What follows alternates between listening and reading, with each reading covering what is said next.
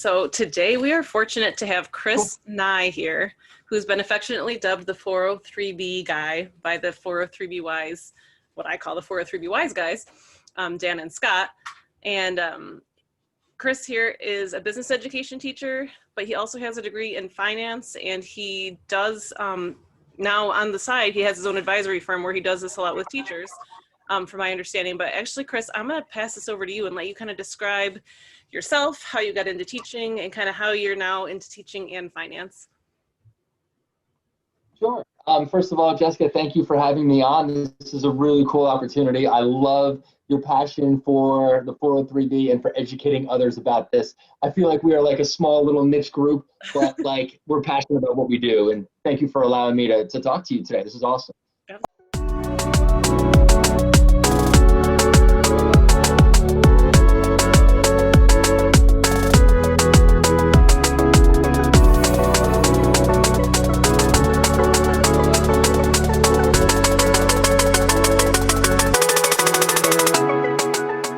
So I've been teaching in the Jackson School District in Jackson, New Jersey for 13 years now. I got my degree from the University of North Carolina at Wilmington in finance.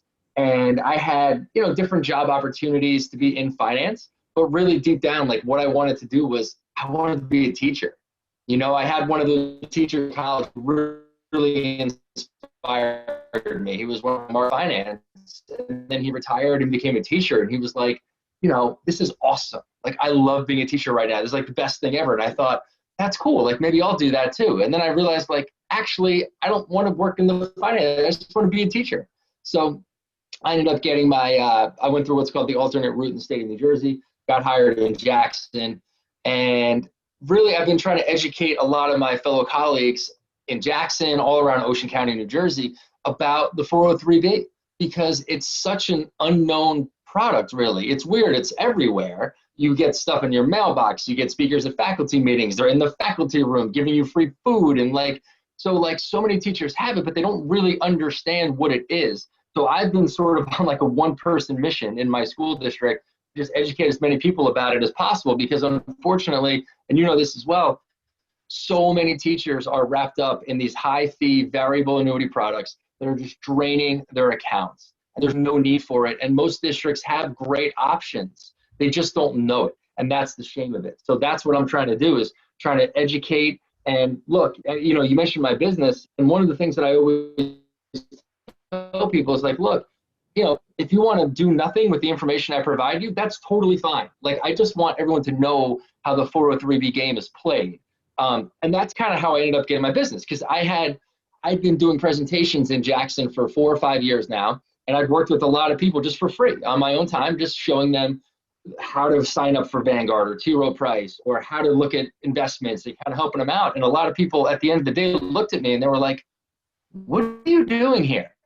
Like, you should be doing this. Like, you should be doing this full time. And I was like, nah, I don't really want to. I just like, your time is valuable. You should charge money. And I looked into it and I realized very quickly that you can't do that without having a securities license. So I kind of hemmed and hawed back and forth. I'm like, wow, is this something I really want to do? And I just decided, you know what, let's go for it. So that's how I developed my business. It's called 403B Solutions.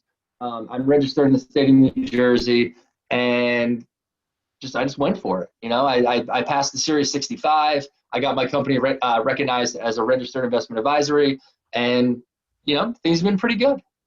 Awesome. It's great to take that passion. I don't know. For me, this is a very new thing that I'm looking into and getting involved in, but it lights something in you. And you're like, I want to tell everybody, I want to scream it from the rooftops. Like, I don't know why, as people in schools, teachers, educators, I shared with you, I'm a speech language pathologist. Why are we such easy prey to these high fee products? Why is it that we are such, an easy target? And why do we go for it? Do we just trust too much these salespeople, or do we not put the time into, I don't know. What do you think overall with the people you've talked to? Yes, that's a great question. And it's one of the first things that I always actually address in my presentations, right? Because I always start with the scenario that people need to understand, which is your 403B is costing you hundreds of thousands of dollars over the course of your teaching career. And when I say that, people kind of look to the side and they go, there's no way. There's no way that that's possible. and they don't really understand. The first thing I think of is like, well, first of all, I don't even have $100,000, so there's no way I could be losing $100,000. I don't have that much in there. And I'm like, well, I know that, like, but at the same, through a whole teaching career, that's what would eventually happen. And then they think to themselves, well, like, there's no way that the district would allow this. There's no way that my union would allow this to happen. And if I've learned one thing in this whole huge 403B journey, it's that no one knows anything. Everyone assumes that, like, well, they wouldn't let this person in the building if, like, they weren't good for me, right? Like, they wouldn't do that. And if it was so bad, like, the union would know, And one of the things that I get from teachers is, I've had a teacher ask me this one time, and they're like, so hold on a second, Chris. So basically what you're telling me is that this school district has been around for 60 years, and everyone that's gone with company A, B, and C has basically been getting screwed, and you're the first person to recognize this, right? So if you think about it like that, it does seem like, I don't know, man, like, he sounds like he knows what he's doing. The math makes sense. I get it, but I just have a hard time that this will go on and no one would notice. And my response is, yes, you're all getting screwed. Now you know. And maybe someone has noticed, I don't know, but like, maybe they kept it to themselves. I'm like you, Jess. I want to shout it from the rooftops. Like, that's what I wanted to let people know, what is actually going on. So I think that hopefully that answers your question. It's just trust. You're 100% right. People just assume that that person in the faculty room has their best interest. And that's what's so interesting about the 403B. So the person in the faculty room has no legal responsibility to give you what's best for Jessica. No response at all. That person's actual goal is to extract as much money out of you as humanly possible over the course of your 40-year career, because that's how they eat, right? That's how they live, is by getting money off teachers. And people are like, boy, you're really harsh on these people. And I'm like, yeah, and like, they can make a living, but just not off of our backs. You know what I mean? Like, that's what drives me so nuts about it. It's like their whole livelihood is based off of sucking money out of us. And I just find it so unfair, and it drives me nuts. And that's why, like, I love speaking to people like you and getting our message out there. Well, I heard of you through 403B Wise. You were on the Teach and Retire Rich podcast, and I know you were also on the Next Gen Personal Finance podcast with Tim. How did you come across them, or how did they come across you? How did that relationship start? So, like I said, I am a geek. So, like, I was on my phone, I was scrolling through Apple News one day, and I subscribed to articles that are related to the 403B. There's probably like 12 of us in the world that do that. And it came up that there was a podcast on the Motley Fool about the 403B, and I thought, that's weird. I'm gonna check that out and see what it's all about. And it was Dan Otter and Scott Downhour talking to the guys at the Motley Fool about the 403B and how teachers are getting screwed and all this stuff. And I thought, oh my God, like, these are my people. Like, I need to reach out to them. They're doing incredible stuff. And they had a little plug for 403B Wise. And I saw Dan's email in there. And I thought, you know what? I'm going to contact him. I'm going to tell him what I'm doing here in New Jersey. I'm going to tell them that I love their work and keep on keeping on, Never thinking that they would, like, email me back. And he did. He emailed me back a few days later, like, wow, that's cool what you're doing. We have this great Facebook group page. We'd love you to join that. If you're interested, let's set up a time for us to interview you for a podcast. And it kind of went from there. Awesome. You said you were helping lots of people at your own district with looking at 403Bs and what was going on and what your options were. When you're doing that, when you're comparing with them, their 403B that they did sign up with versus what is available, what are some of those things that we should be looking out for that are definitely go with things that have this, definitely stay away from 403Bs that have this? I know the fees can be tricky because sometimes they don't list them as fees. Once you sign the document, it's not considered a fee anymore. So, like, talk us through, if we're going to compare and try to get on something different, what questions do we have to ask? What do we do? Right. So that's a great question. And one of the most big picture questions the big picture things that I want teachers to understand is, first thing is to understand, do you have insurance or do you have an investment? And most teachers automatically think, well, I have an investment. And I'm like, you probably don't, because if you think about these insurance companies, so AXA Equitable, Valid, Security Benefit, Mass Mutual. There's a whole lot of providers, a whole lot of insurance companies that are out there. That's what they do. They provide insurance. So the number one thing that I tell teachers is to understand, first and foremost, are you in a variable annuity? Because a variable annuity comes with a lot of different costs. The number one cost in a variable annuity is a mortality and expense fee. I don't know if you want me to like dive into that at all, but put it this way, it's basically about 1.2% of your money each and every year goes to that, it goes to the insurance component of your contract. So that's one of the things to make sure is, are you in a variable annuity? Because chances are you don't need to be in one. There's really no reason to be in a variable annuity, and it doesn't sound that bad, right? It's only 1.2% of your money. So like I get to keep the other 98.8%. Plus I don't know what I'm doing. So I don't know, seems fine to me. But what people don't understand is that fee every single year, you're starting with less money. And because you're starting with less, that money will never earn compound interest in the future. So that is the number one thing that I look for is that. And then I also, so even though there are some teachers that aren't in a variable annuity, they still might be in an account that has like advisor fees. So that's another one. I was helping a friend of mine recently who was with a company that I shall not name right now, who he thought, he was like, great, I'm not in a variable annuity. This is fantastic. And then I looked at his account and realized that he was paying 1.5% per year to this advisor who he literally hasn't seen in 10 years. So advisor fees, variable annuity, and mortality and expense fees that are associated with variable annuity, those are two fees that are going to crush you. And then the third one that's super important that goes along with any, whether you have a variable annuity or not, are expense ratios. So those are basically the fee that you pay just to be in your mutual fund. You know, think about it as a guaranteed loss every single year, book it every year. And there are high expense ratios and there are low expense ratios.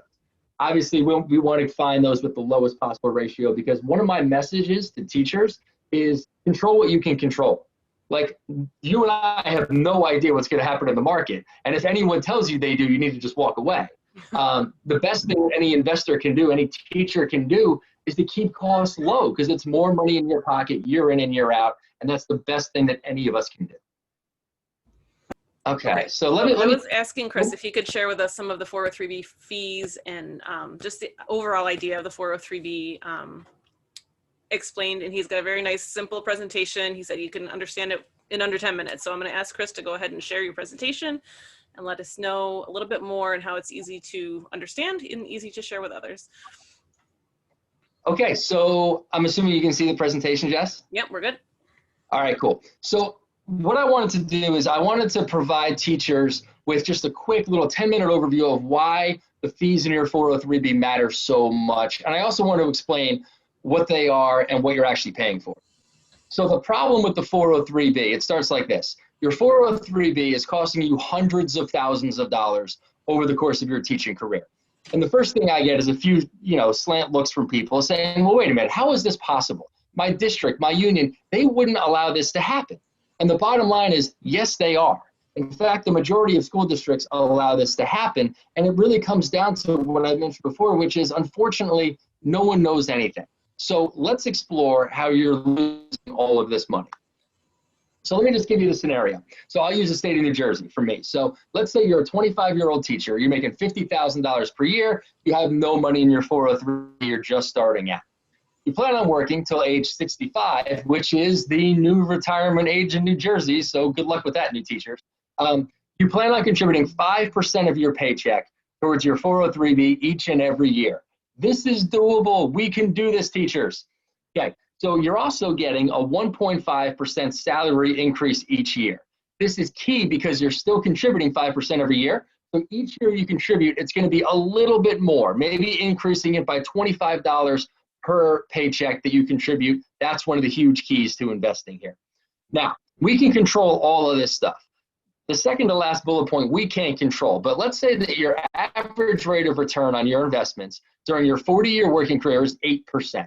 Now, for reference, the long-term historical average is about 10, but we're going to be a little bit more conservative here and go with 8%. Now, here's the kicker. Your annual investment fee is 2.5%. This is the percentage of your money that's going to fees each and every year. And here's how we got this number. So what a lot of teachers tell me at this point is they say, well, wait a second, hold on. Here's my access statement. I can see it, show you right here. Look, year to date, it says that I pay $0 in fees. So what gives? And I sort of look at this document and I just smile. I just laugh, because what they consider a fee and what you should consider a fee are two very different things. It's not a fee if you agree to pay it. Remember that 200-page, 12-year contract you signed with AXA? Didn't think so. It's in there. That's why they can say you pay no fees. It's a beautiful piece of literature. Now, we're going to focus on two main fees that's destroying your retirement savings. There are more of them that are out there, but we're going to focus on the two most common ones. So the first one is the expense ratio. Think of this as a fee you must pay just to be in your mutual fund. So the thing you have to understand is there is no such thing as a free mutual fund inside your 403b. They do not exist.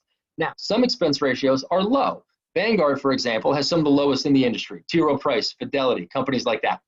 Some are very high. Insurance companies definitely have some of the highest. So your average expense ratio per mutual fund is around 1.3%. It could totally be higher, but let's go with 1.3. I've seen some that are over 2%, which is absolutely criminal. So if the stock market returns 8% on average, you're down to 6.7% due to the 1.3% expense ratio. You're not getting 8%. You're getting 6.7 because you got to pay up for your funds.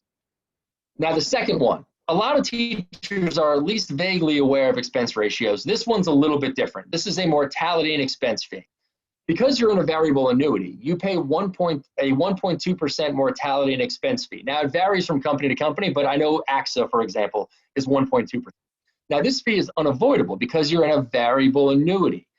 The vast majority of teachers are in a variable annuity, whether you know it or not. Like, for example, AXA, one of the huge players in the 403b world, they only offer variable annuities. There's no other plan. There's no other option that you have.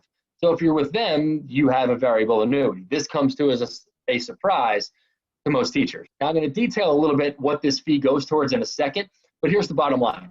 Being in a variable annuity while working makes very little sense and would be used for only very, very specific financial situations.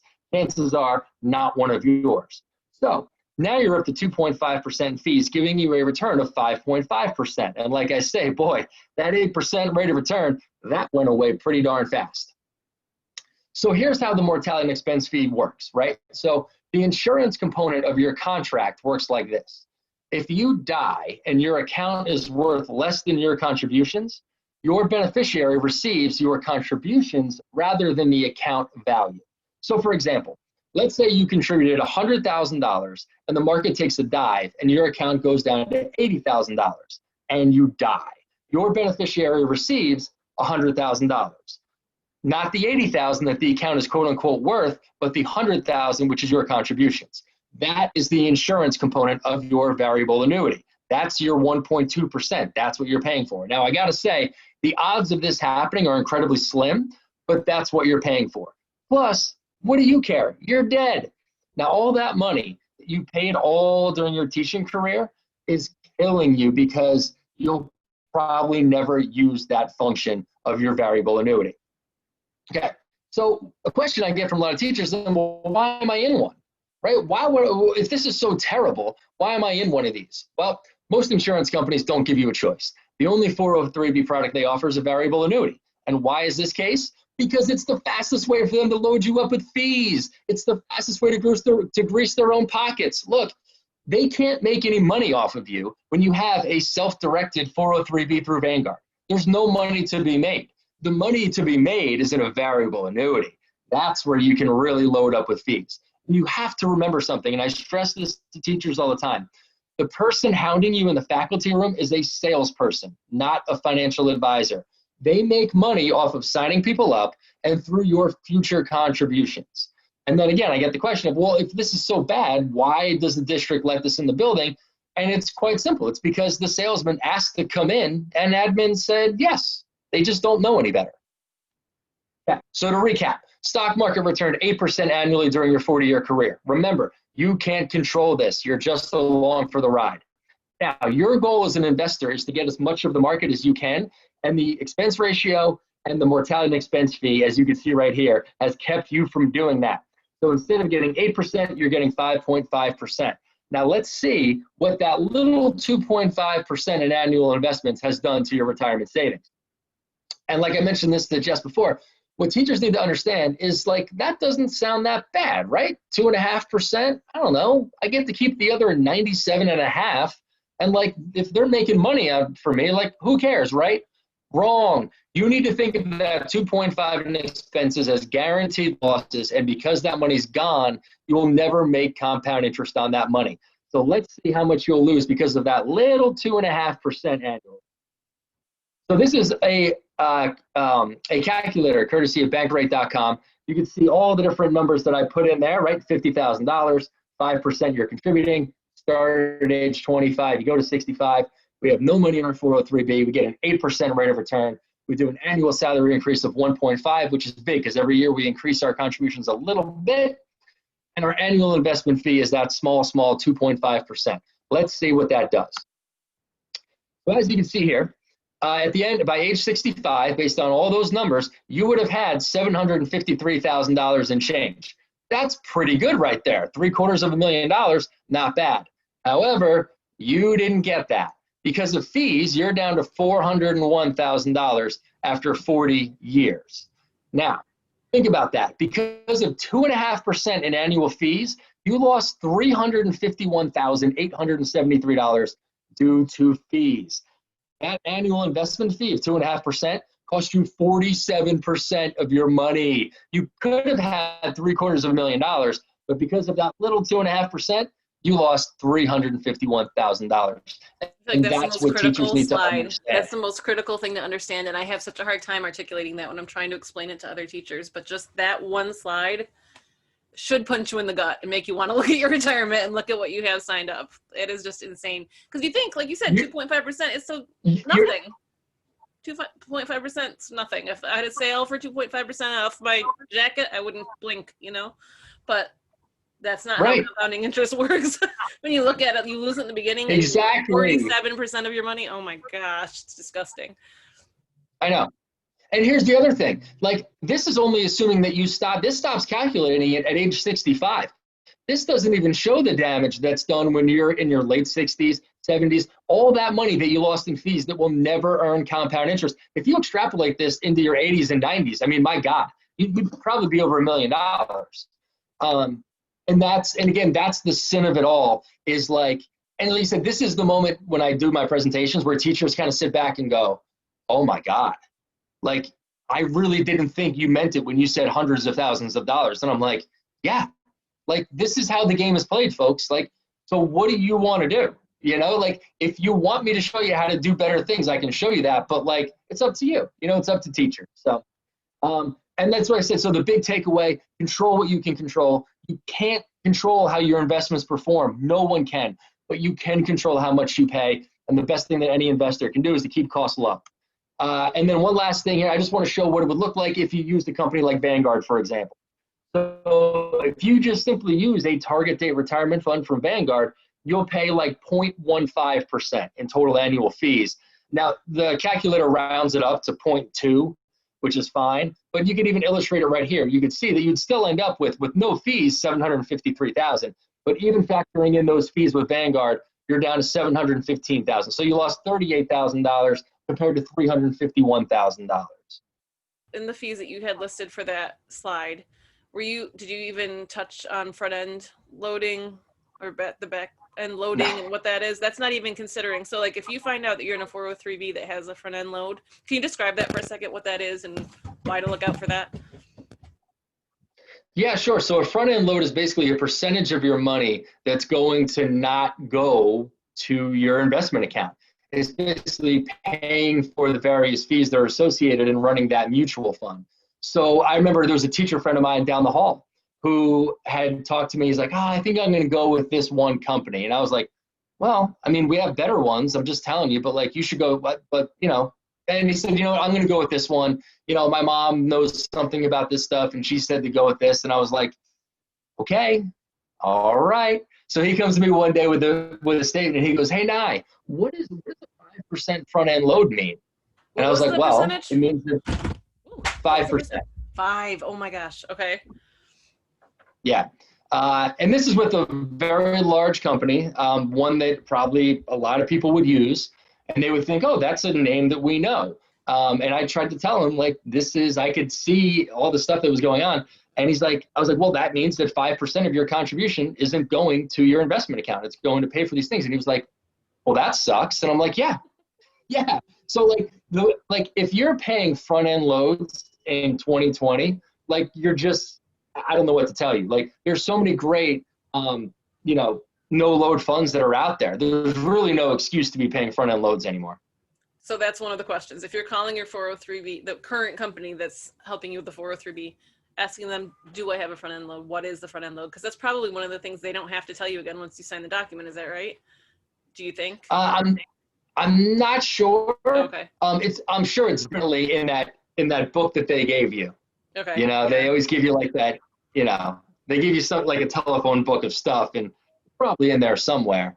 But so you're giving the company, say, $100 out of your paycheck. They take $5 right away and say thank you, and then they might take another $2.50, say thank you for this. This is a different fee. So a lot of your money isn't even getting invested, isn't seeing the investments for a second, right? Correct. If you're paying a front end load, that you got it right there. When I've tried to educate, like I talked to a couple teachers about 457s, and even in the union, they didn't know what it was. They never heard of it.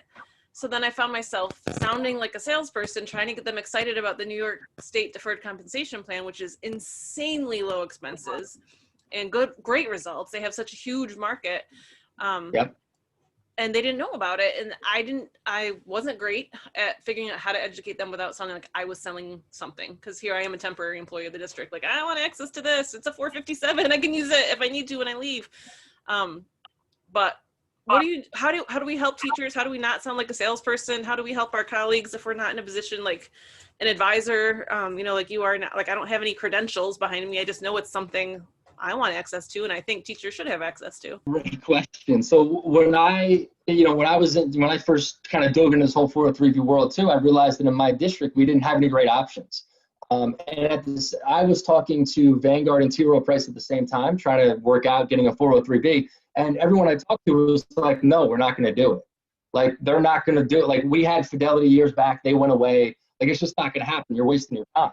And I was like, well, I don't know. I'm on the phone. They seem to say it's pretty easy. I don't know why we can't do this. And then it came out that, like, I had to, for T. Rowe Price, I had to go around and get, like, teacher signatures for people who were just, all they had to say was that they were interested in signing up and having T. Rowe Price as an approved vendor. Getting those 25 signatures, you're so right, Jess, was like, you would have thought that they looked at me like I was some snake oil salesman. So at some point, I kind of pivoted in my approach, and I was like, look, whether you want this or not, I don't really care, but I want this. And this is I'm telling you, this is really good for you, but I get it. If you're skeptical, that's fine. But like, understand, you don't need to do this. So with the 457, right? So if you wanted to get that as something in your district, like, that's how I kind of went with that approach, I think, out of frustration. And I guess it worked because things started to happen because people were just like, okay, fine, I'll sign the document or whatever. So you're right. It's tough because people think that people like you and I have an angle. Like, what's your angle? But you're not just doing this for us. I find that hard to believe.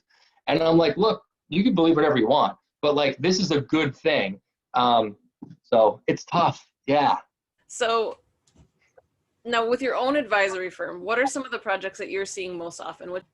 Oh, definitely just getting out of a bad 403B.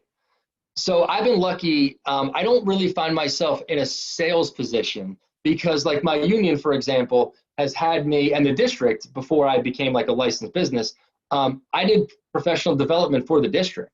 So I would have all kinds of people attend my presentations. And then from there, like before I had my business, I would just work with people for free. I would just like help people out. And then I had one recently where I made full disclosure, like, I have a business, I'm here to educate everybody. Whether or not you want to hire me is up to you. I don't care. Like, I just want to pass along the information that I have so that you guys can make an informed decision. So I feel like for me, I'm fortunate because a lot of people come to me and they're like, hey, I think I need your help. Whereas, like, it's not the opposite where, like, I'm like hounding people. I just sort of kind of do my thing. I educate people in large group settings, which I'm lucky. I'm lucky that my district like believes in me, and then my union believes in what I'm saying, and they give me that kind of platform. And I tell people all the time, I'm like, I give away my business for free, basically. Like I tell them exactly how to sign up for the new account. I tell them exactly what phone numbers to call, what paperwork to do. I tell them how to fill out the paperwork. And some of my friends are like, you're a moron. Like you're giving away your business. And I'm like, I don't care. I don't care. Because there's some people that will still hire me because they like a lot of people hire me because they want to make sure that they get it done. Because they know deep down that they're not going to do it. But if they hire me, then they're like, I'm committed. We're going to make this happen. And I can help people. Like a lot of people will tell me, push me. Like, make me do this because I don't understand it. I don't get it, but I want to do it. And I just want you to help me as much as I can. So, I'm lucky. I know that's a long answer and I'm sorry, but like I'm just lucky that people like come to me and I don't ever really feel like I'm a salesman.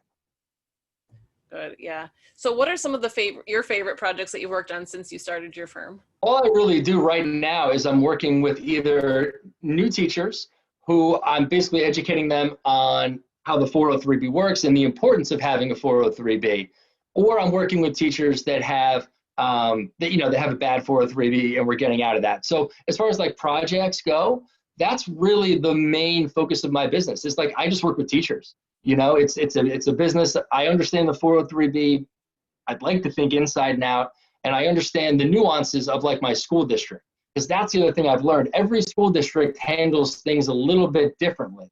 I'm sure you've learned a little bit about like, third-party administrators and how they play into things. So like I work with teachers in other districts where like sometimes payroll takes care of things, other times Omni does, or other third-party administrators.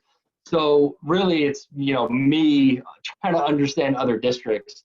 But really as far as like the projects go, it's just me really helping educate those people I'm lucky enough that they hire me and getting them to where they need to go, which is getting their money out of their bad 403B and into the new one. You've had a lot of success. So what are some of your tips and tricks if I want to get a better 403B option? So I think that the number one thing, if you want to, or just anyone wants to get better vendors, whether it's 403B, 457, I think understanding who the decision makers are, that's one thing that I, realized pretty quickly was like, okay, I need to talk to my union president, and I'm a building rep. So like I have a relationship with our union president, like we're pretty friendly. So, I had mentioned it to her like, hey, this is something that's really good. We should pursue this. And she was just like, okay. And she took it to her liaison meeting. So like our union president has like a monthly liaison meeting with the superintendent, and they have like a list of things that they wanted. And they brought up getting, Vanguard and T. Rowe Price, and they passed that along to our business administrator, who then reached out to Omni, who then said, yeah, sure, we'll draw up the plan documents. So like, I guess in a perfect world, that's kind of how it would go, right? And that's how we ended up being able to do it in Jackson. Now, I think that sometimes, like I was helping out another school district do this. It was like I think she was like a kindergarten teacher, and she wanted to present it to the union and all this other stuff. And I think this is really unfortunate, but I think they looked at her like, you're just a kindergarten teacher. Like, what do you really know? Like, I'm sorry, but like, we didn't trust you. So like, I'm lucky in the sense that, I teach business classes. I have a background in finance. So when I started to talk about this, they were like, oh, I guess he knows what he's doing. So they kind of just trusted me. I got lucky in that sense. But I think it definitely comes down to letting your union people know that this is something that matters to us.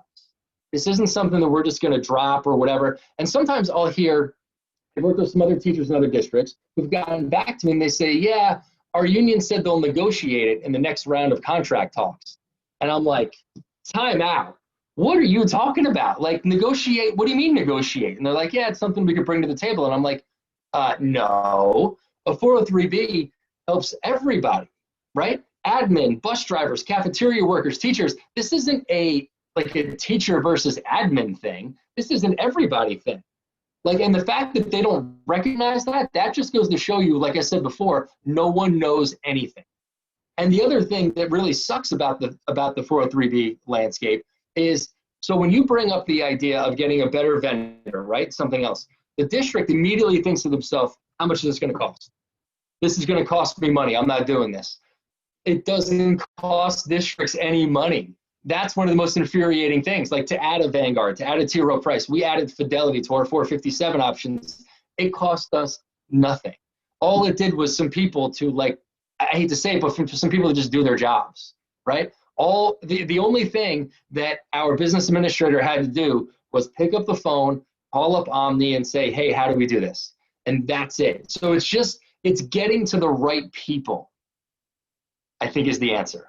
And that's the shame of it all. It's like, it doesn't have to be this crazy process. It doesn't have to be a back and forth and all this, but again, teachers, I've learned this about teachers, right? And you know this too. Teachers' radars are always up.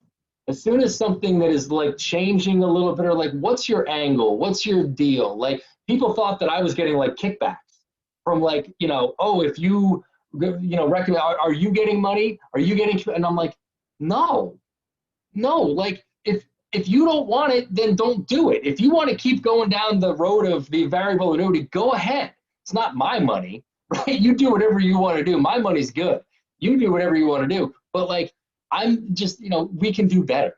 We can just do better. Yeah, and that's kind of the important thing to hear. So what are some resources and some places people can find you? So I am registered in the state of New Jersey only. That's just, so if anyone is interested in the state of New Jersey, they can contact me. I have a Facebook page. Honestly, like, I'm just a one-person operation. Like, just did like a little Facebook business page real quick, 403B Solutions LLC. If anyone's interested in contacting me, my email account is 403bsolutions@gmail.com. And then I can, obviously forward any information. So what I do as far as a financial advisor is different. I just charge a flat fee. That's all I do. A lot of advisors might charge an hourly rate or want a cut of your money, or they might get commissions for the products they sell. I get none of that. I just believe in a one fee. Teachers should know exactly how much they're going to pay going in, and I will help them from start to finish, from determining a good 403B to go with, to helping them with the paperwork, to getting their old money into the new money, how to set up new contributions. That's my business model. And then you get me from start to finish, and that's that. What are some of your favorite resources, whether it's a podcast, a blog, a book? Yeah, so, you mentioned at the top of this, the Teach and Retire Rich podcast that's produced and put on by 403bwise.org. They're an incredible resource. All teachers, you know this, but like, all teachers should support their cause. I've been trying to do this for like 4 or 5 years now. Dan and Scott have been doing it for 20 years at 403bwise.org. Check out their podcast, Teach and Retire Rich. Tremendous amount of information. One book that I point all teachers to, if they actually, teachers that show a little bit of interest in this stuff, I always tell them to read A Random Walk Down Wall Street. I'm sure you've probably heard of that before. Mm-hmm. It's been written by Burton Malkiel, Princeton professor, used to work on Wall Street. I think the first edition came out in 1974, and it's been updated, I think, 10 or 11 times since then. It's the gold standard. If you want to understand investing on an easy to understand, practical level, practical things that any investor can do, A Random Walk Down Wall Street is a great resource, right? The Facebook page through 403bwise.org, I think they have like 1,800 members. It's just an awesome platform for people who have just general questions. It doesn't have to be about the 403B. Sometimes people talk about Roth IRAs or traditional IRAs or college savings plans, or just like, random thoughts on investments. And it's a great, great resource where no question is like shunned. Sometimes people feel like, oh, well, I don't really know what I'm doing. Perfect. It's the perfect platform for someone like that. Awesome.